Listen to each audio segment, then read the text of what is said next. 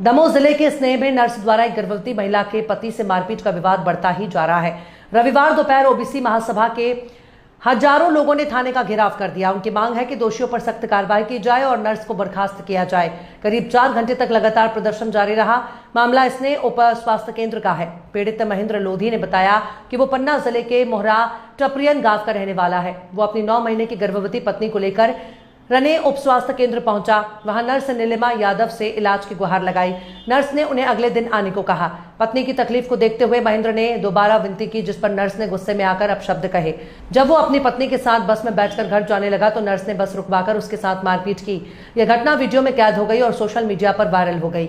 इसके बाद महेंद्र दमोह पहुंचा और एसपी ऑफिस में जाकर अपनी शिकायत दर्ज कराई।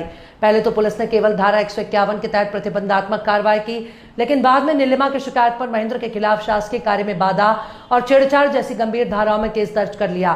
रविवार को महेंद्र के समर्थन में ओबीसी महासभा के हजारों लोग एक बड़े आंदोलन की घोषणा के साथ थाने पहुंचे। रने थाना प्रभारी हटाया गया और 3 आरक्षक सस्पेंड किए गए और वाहियात नर्स पर बीएनएस धाराएं 296, 11/2, 356/2 के तहत मामला कायम कर लिया गया। लोग यहाँ पर क्यों आए हुए हैं? देखिए, आज जो है थाना पुलिस की तानाशाही आपने कुछ दिन पहले देखा होगा। एक हुआ था, एक दबंग नर्स ने महेंद्र लोधी जो कि इलाज कराने आया था, उसके साथ बहुत गंदे तरीके से बदतमीजी की और उसको झूठे केस में फंसाया गया। इसके लिए आज हम लोग और सभी संगठन के साथी इकट्ठे हुए हैं।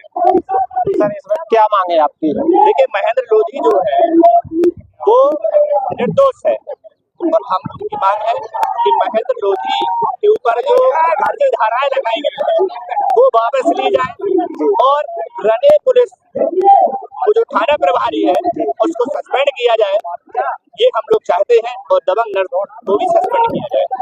ठीक। क्या नाम है आपका? देवराज सिंह सूर्यवंशी, बहुजन हित मार्ग संस्थापक। तो सर, आप लोग यहाँ आए हुए हैं तो क्या कारण है, किस लिए आए थे? जो घटना हुई थी महेंद्र सिंह लोधी के नाम से जो लड़का है उसके साथ यहाँ की रने क्षेत्र की रने हॉस्पिटल में जो नर्स है उसके द्वारा गाली गलौज और मारपीटी और चप्पल से पीटा गया है। उसके संदर्भ में आज का जो आंदोलन है वो हुआ है और इस आंदोलन में महेंद्र भाई के लिए न्याय दिलाने के लिए हम सभी एसटी, एससी, ओबीसी एवं बहुजन समाज के लोग आए हुए हैं, क्योंकि यह सिस्टम की लड़ाई है, एक महेंद्र की अकेले की लड़ाई नहीं है। इस प्रकार की घटनाएं पूरे क्षेत्र में, पूरे जिला में, पूरे देश में हो रही हैं कि जो गरीब तबके के लोग हैं उनके लिए सही उपचार नहीं मिलता है हॉस्पिटल में, और अगर हमारे लोगों के लिए जरूरत पड़ती है उपचार की तो डॉक्टर लोग यहाँ से रेफर कर दिए जाते हैं। रेफर करने के बाद बीच में ही उनकी जो पीड़ित होते हैं वो उनकी मृत्यु हो जाती है। तो मैं कहना चाहता हूँ सिस्टम से, यहाँ के मंत्री विधायकों से कि उपचार के लिए सही व्यवस्था की जाए और जो इस प्रकार की जो नर्स या कोई भी स्टाफ में डॉक्टर हो इस प्रकार की गाली गलौज करता है, क्योंकि हम जो आम जनता है उनके टैक्स से ही इन लोगों के लिए तनख्वाहें मिलती है। किसी के वो नहीं है कि दबाव में जनता का दबाव करे, शोषण करे, अत्याचार करे।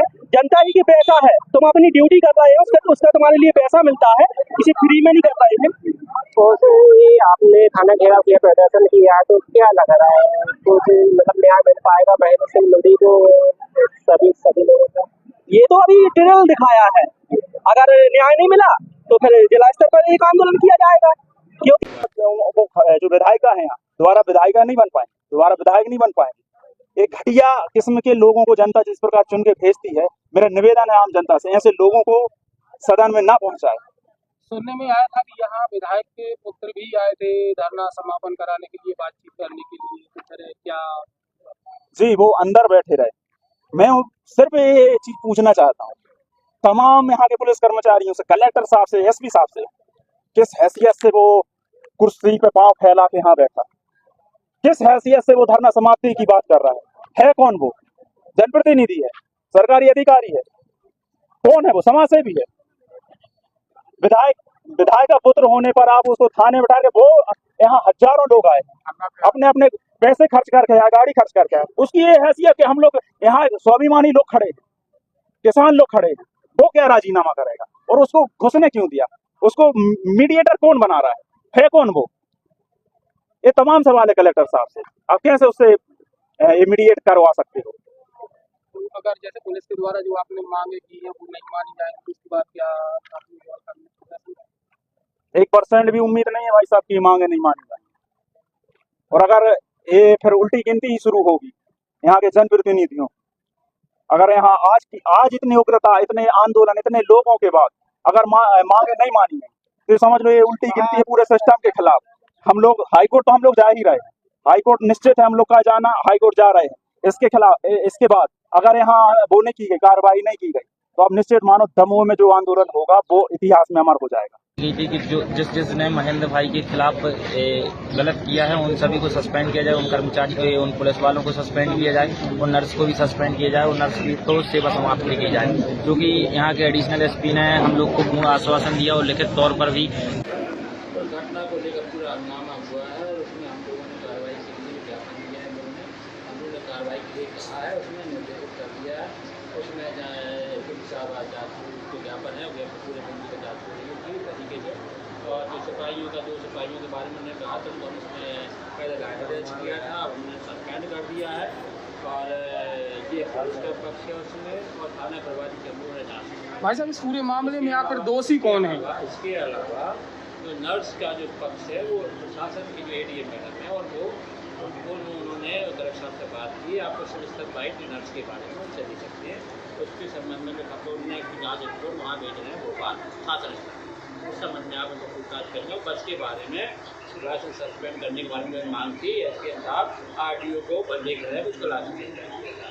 और उस संबंध में ये पूरी कार्रवाई जो ग्रामों पर चलेगी, विभिन्न जो एजेंसीज हैं वो उसमें जितनी प्रशासन की शाखाएँ आएंगी वो अलग अलग कर रही है। हमने अपना कर लिया है, एडीएम नर्स का कर रही है पूरा, और आरटीओ कार्रवाई हो रही है। बस हम लोगों को कुछ सवाल है कि इस पूरे मामले में आखिर पुलिस के नज़रिए से दोषी कौन है? देखिए, जांच हो रही है, जांच में प्रैक्टिकल के एनालिसिस का समय दिया हमको। जब महेंद्र के ऊपर पुलिस के द्वारा संगीन धाराओं में एफआईआर दर्ज की गई तो उस टाइम पे क्या जांच हो चुकी थी? 10 दिन का समय दिया है, पूरा आए थे ज्ञापन देने, भीड़ नहीं, सर्व समाज के लोग थे वो अपनी पीड़ा लेकर आए थे। हमने 10 दिन का हमको समय दिया। मेरा सवाल ये है कि नर्स की तरफ से जब एफआईआर महेंद्र पे की गई तो क्या उस समय पे पुलिस जांच कर चुकी थी? देखिए, वो फैक्ट को सब उनके ज्ञापन में लिखे विषय है, उस पर हमने राजपत्र अधिकारी से जांच करा रहे हैं। सर अब विक्टिम की बात भी सुननी चाहिए, लेकिन जो विक्टिम है उसकी भी बात सुननी चाहिए। लेकिन देखिए, अभी हमारे पास एक पक्ष आया है, इसने अपना पक्ष रखा है, जो पक्ष आएगा हमारा पक्ष रखेगा, हम उसी की बात करेंगे ना। अभी सामने वाला पक्ष आया है, दूसरा पक्ष है तो अपना पक्ष लेकर आएगा, राइट टू हियर, उसके बाद जो विधि अनुसार बात होती है वो